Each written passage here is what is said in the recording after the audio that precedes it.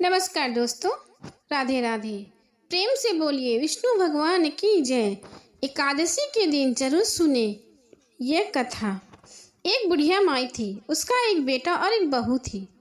बुढ़िया का पति नहीं था और वो रंग से भी बहुत काली थी। उसकी बहू उसे पसंद नहीं करती थी, इसलिए बुढ़िया बहुत उदास रहती थी। एक दिन बुढ़िया ने अपने बहू से कहा कि बहू, मैं हर एकादशी का व्रत करती हूँ और मैं इस बार सोच रही हूँ कि मैं गंगा नदी के किनारे ही एकादशी का व्रत किया करूँगी और 1 महीने में गंगा स्नान किया करूँगी वहीं पर रहकर। माघ मास के महीने में वह बुढ़िया गंगा स्नान करने के लिए गंगा के किनारे रहने लगी और अपनी बहू से कही, मेरे लिए थोड़ी लड्डू बना दे। मैं कुछ दिन गंगा नदी के किनारे ही रहकर स्नान दान का काम किया करूँगी। बहू ने कहा, ठीक है माँ जी, मैं बना दूँगी। जब बहू लड्डू बनाने बैठी तो वह सोचने लगी कि माँ जी को क्यों मैं घी के लड्डू बना कर दूँ, मैं तो इन्हें तेल के लड्डू बना कर दूँगी।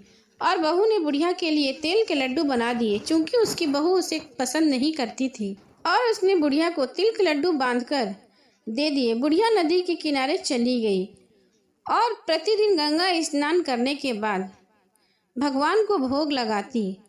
और जैसे ही वो लड्डू खाने बैठी, वहाँ पर भगवान विष्णु बालक का रूप धरकर बुढ़िया माई के पास आ गए और बोले, हे बुढ़िया माई, मुझे भूख लगी है, मुझे कुछ खाने को दे दो।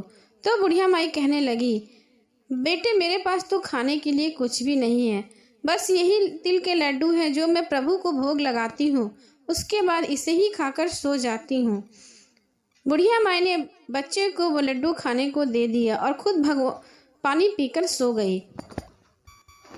वह बालक और कोई नहीं, स्वयं विष्णु भगवान पधारे थे और बुढ़िया की परीक्षा ले रहे थे। इसी तरह से प्रतिदिन जब भी बुढ़िया प्रसाद खाने बैठती, तब वो बालक आकर वो लड्डू मांगकर खा लेता। इसी तरह से कई दिन बीत गए और एकादशी का दिन आया। उस दिन बुढ़िया गंगा स्नान करके एकादशी के दिन लड्डू का भोग लगाने बैठी ही थी कि वह बालक वहां फिर से आ गया और खाने को मांगने लगा। तब बुढ़िया ने कहा, बैठ बेटा, पूजा के बाद मैं तुझे लड्डू अवश्य दूंगी। पूजा करते वक्त बुढ़िया सोचने लगी, हे विष्णु भगवान, मेरे पास तो बस एक ही प्रसाद का लड्डू बचा है, वो भी ये बालक मांग रहा है, मैं आपको भोग कैसे लगाऊं। इतना सोचकर बुढ़िया पूजा करने के बाद आई और लड्डू बच्चे को दे दी। उस बच्चे ने उस लड्डू को खाना शुरू किया।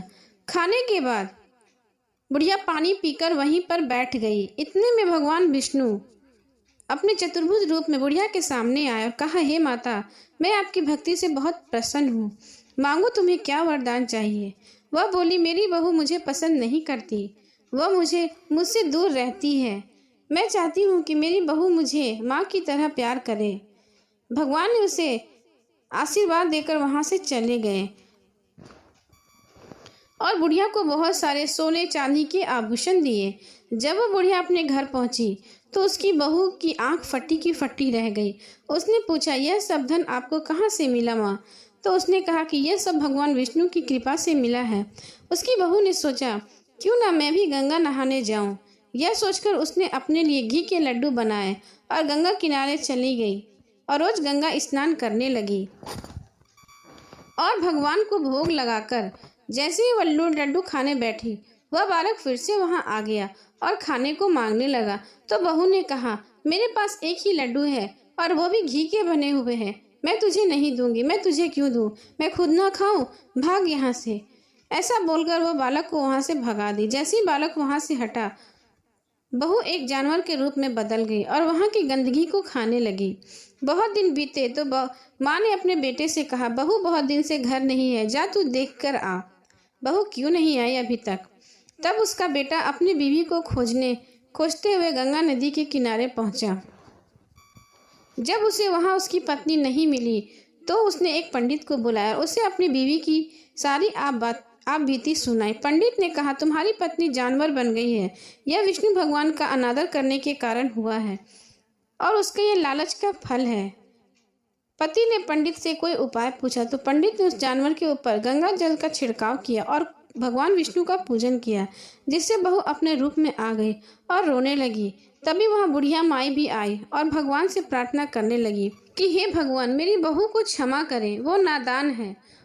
वो इस प्रकार हुए बहू से क्षमा मांगने लगी और बहू फिर अपनी माँ से क्षमा मांगने लगी और रोने लगी। उसने कहा, माँ मुझे माफ़ कर दो, मैं आपको पसंद नहीं करती और मैं लालच में आने के कारण मैं यहाँ पर गंगा स्नान करने आई। तब बुढ़िया ने भगवान से कहा, हे भगवान, अगर मैंने आपकी पूजा सच्चे मन से की हो तो मेरी बहू को क्षमा करें और इसे पूर्ण स्वरूप में वापस कर दें। इतना कहते ही भगवान वहाँ प्रकट हुए और भगवान ने कहा कि हे बूढ़ी माँ, मैं तुम्हारी भक्ति से बहुत प्रसन्न हूँ, मांगो तुम्हें क्या वरदान चाहिए। बुढ़िया ने कहा, मुझे अपने साथ ले चलने प्रभु, मुझे मोक्ष चाहिए। तब वह बुढ़िया की बहू उसका पैर पकड़कर रोने लगी, माँ जी आप कहीं मत जाइए, मुझे माफ़ कर दीजिए। तब प्रभु ने बुढ़िया के घर को धन से भर दिया और वहाँ से अंतर ध्यान हो गए। बुढ़िया बहू और बेटे के साथ सुख से रहने लगी और इस लोक को भोगकर स्वर्ग को प्राप्त हुई। इस तरह से बुढ़िया को एकादशी का व्रत श्रद्धा भक्ति से करने से विष्णु भगवान के पास बैकुंठ लोक में स्थान प्राप्त हुआ। प्रेम से बोले विष्णु भगवान की जय, एकादशी माता की जय। अब सुने 11 माता की कथा। एक मूर नामक दैत्य था। रावण और कंस की तरह वह भी बड़ा आतंकी था। स्वर्ग में देवों सहित सबको पीड़ा देता था। सब लोग उससे रक्षा मांगकर श्रीमन नारायण के शरण में गए। भगवान ने कहा, मैं उसे संभालता हूँ, तुम चिंता न करो। भगवान मूर के साथ युद्ध करने लगे, लेकिन अपनी सारी शक्ति लगाकर भी भगवान उसका कुछ नहीं बिगाड़ सके। भगवान को युद्ध के मैदान से भागना पड़ा। वे हिमालय की एक गुफा में छिप गए। मूर ने भी उनका पीछा करते वहां पहुंच गया। भगवान ने ध्यान करना शुरू किया और उनके मन में से एक शक्ति उत्पन्न हुई, उनकी मानसिक शक्ति। इस शक्ति के बाहर आने से मूर अपनी तलवार से उसे मार डाला। चूंकि यह देवी उनके मन भगवान के 11वीं इंद्रियों से निकली थी, इसलिए भगवान ने उन्हें एकादशी के नाम से पुकारा। एकादशी माता की उत्पत्ति के दिन उनके नाम से ही जाने लगा। माता एकादशी के अंतिम चरण के दौरान उनकी उत्पन्न हुई थी। मूर दैत्य का अंत द्वादशी के पहले चरण के दिन हुआ और भगवान ने घोषणा की कि एकादशी के दौरान देवी के इस महान कार्य के कारण पूरे जगत में कोई पाप नहीं रहेगा। लेकिन पाप तो पहले से ही है। जब उसने यह सुना तो पाप पुरुष आश्रय की तलाश में इधर उधर भागने लगा। एकादशी के दौरान वह कहाँ रहेगा? वह जहाँ भी गया उसे किसी ने भी आश्रय नहीं दिया और वहाँ से उसे भगा दिया गया। उसके बाद पाप ने अन्न में अपना आश्रय लिया। एकादशी के दौरान उस आश्रय के लिए सहमत हुआ तो एकादशी के दौरान सभी पाप भोजन में आश्रय लेते हैं। जो कोई एकादशी के दौरान भोजन करता है उसे पाप उस व्यक्ति में प्रवेश करता है और रोग, समस्या, हानि, परेशानी इत्यादि बन जाता है। एकादशी देवी को विष्णु कन्या भी कहा जाता है क्योंकि वह भगवान की मानस पुत्री हैं। उनकी मूर्ति पूरी जगन्नाथ मंदिर द्वारका धाम में है। भगवान के धर्म की रक्षा के लिए जितने अवतार है उसमें से एकादशी का एक दिन भी है। एकादशी के दिन सुने राजा धर्मकीर्ति की कथा। गालो मुनि का भद्रशील नामक एक पुत्र था।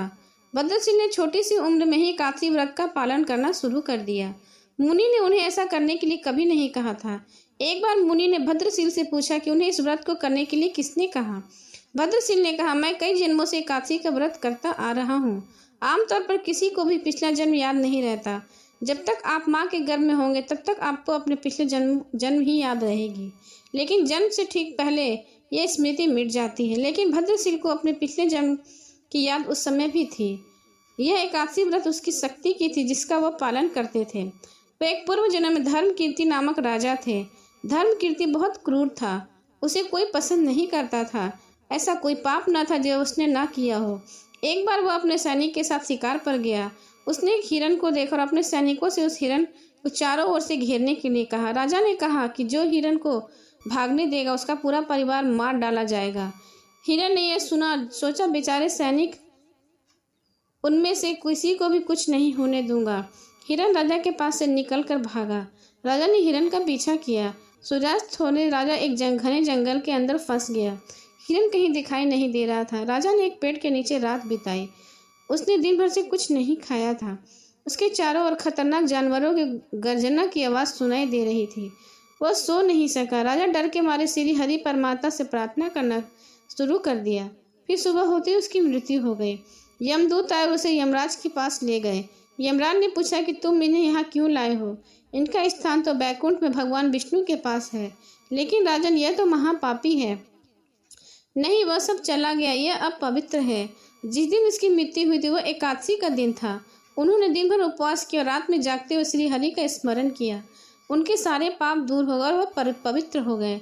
यमराज ने स्वयं एक स्वर्ण रथ बुलाया और राजा को बैकुंठ में भेज दिया। तब उस बालक ने बचाया, मैं अपने पिछले जन्म से एकादशी व्रत करता आ रहा हूँ। आज जब लोगों को इसके बारे में पृथ्वी पर पता चला तो वे सभी लोग एकादशी का पालन करने लगे। प्रेम से बोलिए एकादशी माता की जय।